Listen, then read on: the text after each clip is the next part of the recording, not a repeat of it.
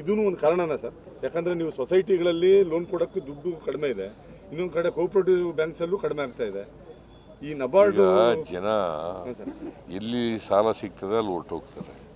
ಹಾಗಂತೇಳಿ finance ಇನ್ಸ್ಟಿಟ್ಯೂಷನ್ನವರು, micro finance ಇರ್ಬೋದು, ಮನಿ ಲೆಂಡಿಂಗು ಮಾಡೋ ಇನ್ಸ್ಟಿಟ್ಯೂಷನ್ಗಳಿರ್ಬೋದು, ಬೇರೆ ಯಾವುದೇ ಇನ್ಸ್ಟಿಟ್ಯೂಷನ್ ಅಥವಾ ರಿಜಿಸ್ಟರ್ಡ್ ಅನ್ರಿಜಿಸ್ಟರ್ಡ್ ಇರ್ತವೆ, ಅವು ಯಾವೇ ಆಗಲಿ ಕೂಡ ಎಕ್ಸಾರ್ಬಿಟೆಂಟಾಗಿ ಬಡ್ಡಿ ಹಾಕ್ಬಿಡ್ತಾರೆ.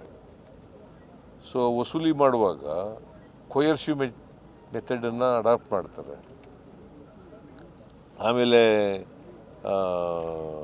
ಔಟ್ಸೋರ್ಸಿಂಗ್ ಮೂಲಕ ವಸೂಲಿಗೆ ಗೂಂಡಾಗಳನ್ನ, ರೌಡಿಗಳನ್ನು ಬಳಸೋದು, ಅವ್ರು ಹೋಗಿ ಎದುರಿಸೋದು, ಮಾಡೋದು, ಇವೆಲ್ಲ ಮಾಡೋದು. ಬಿಜೆಪಿ ನೀವು ಬಂದ ಮೇಲೆ ಪ್ರಾರಂಭ ಆಗ್ಬಿಟ್ಟಿದೆ. ಇದು ಗೂಂಡಾ ರಾಜ್ಯ ತಗೊಂಡ್ಬಂದಿದ್ದಾರೆ, 6ನೇ ಭಾಗ್ಯ ಮುಖ್ಯಮಂತ್ರಿಗಳು ಅಂತ ಅಂದ್ಬಿಟ್ಟು ಬಿಜೆಪಿ ಅವ್ರದ್ದು ಒಂದು ಅಪಾದನೆ ಸರ್. ಆಯ್ತಪ್ಪ, RBI ಯಾರ ಕೈನಲ್ಲಿ ಇರೋದು? ರಿಸರ್ವ್ ಬ್ಯಾಂಕ್ ಆಫ್ ಇಂಡಿಯಾ ಯಾರ ಕೈನಲ್ಲಿರೋದು? ಮೈಕ್ರೋ ಫೈನಾನ್ಸ್ಗಳೆಲ್ಲ ಯಾವ ನಿಯಮದ ಅಡಿನಲ್ಲಿ ಮಾಡೋದು, ಕೆಲಸ ಮಾಡೋದು? RBI ನಿಯಮದಲ್ಲಿ. ಮತ್ತು ಅದಕ್ಕೇನಂತ ಹೇಳ್ತಾರೆ? ಅಲ್ಲ, ನೀವು ಕಠಿಣ ಕ್ರಮದ ಮಾತಾಡಿದ ಮೇಲೂ ಕೂಡ ಇನ್ನೂ ಭಾಳಷ್ಟು ಕಡೆ ಕಿರುಕುಳ ಕಂಟಿನ್ಯೂ ಆಗಿದೆ. ಇಲ್ಲ, ಈಗ ಕಿರುಕುಳ ಈಗ ನಾವು ಇನ್ನೂ ಆರ್ಡಿನೆನ್ಸು ಹೊರಡಿಸಿಲ್ಲ. ಆರ್ಡಿನೆನ್ಸ್ ಹೊರಡಿಸಿದ ಮೇಲೆ ವಿಲ್ ಟೇಕ್ ಸ್ಟಿಂಜೆಂಟ್ ಆ್ಯಕ್ಷನ್ಸ್. ನಿಮ್ಮ ಕಾಲದಲ್ಲಿ ಸರ್ ರೈತರ ಆತ್ಮಹತ್ಯೆ ಕಡಿಮೆ ಆಗಿದೆ, ರೈತರ ಆತ್ಮಹತ್ಯೆ ರಾಜ್ಯದಲ್ಲಿ ಕಡಿಮೆ ಆಗಿದೆ. ಬಟ್ ಈ ಥರದ ಒಂದು ಆತ್ಮಹತ್ಯೆಗಳು ಇತ್ತೀಚೆಗೆ ಕಾಣಿಸ್ತಾ ಇದ್ದಾವೆ ಸರ್ ಕೆಲವು ದಿನಗಳಿಂದ. ಇತ್ತೀಚೆಗೆ ಮೈಕ್ರೋ ಫೈನಾನ್ಸಸ್ಸು ಮತ್ತು ಅದರ್ ಫೈನಾನ್ಷಿಯಲ್ ಲೆಂಡಿಂಗ್ ಇನ್ಸ್ಟಿಟ್ಯೂಷನ್ಸು ಅವು ತೊಂದರೆ ಕೊಡ್ತಾ ಇದ್ದಾರೆ, ಕಿರುಕುಳ ಕೊಡ್ತಾ ಇದ್ದಾರೆ. ಎಕ್ಸಾರ್ಬಿಟೆಂಟಾಗಿ ಬಡ್ಡಿ ವಸೂಲು ಮಾಡೋಕ್ಕೆ ಶುರು ಮಾಡ್ತಾರೆ.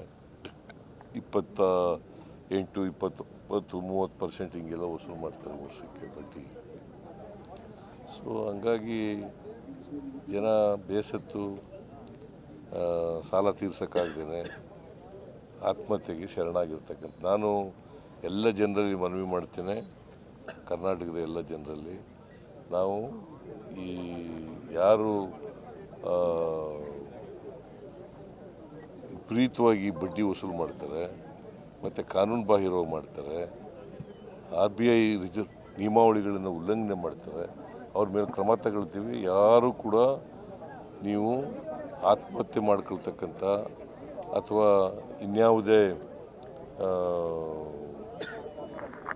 ರೀತಿಯ ಕ್ರಮಗಳನ್ನು ತಗೊಳ್ಬಾರ್ದು ಅಂತೇಳಿ ಅವರಲ್ಲಿ ಮನವಿ ಮಾಡಿ. ಸರ್, ನಿನ್ನೆ ಕುಂಭಮೇಳ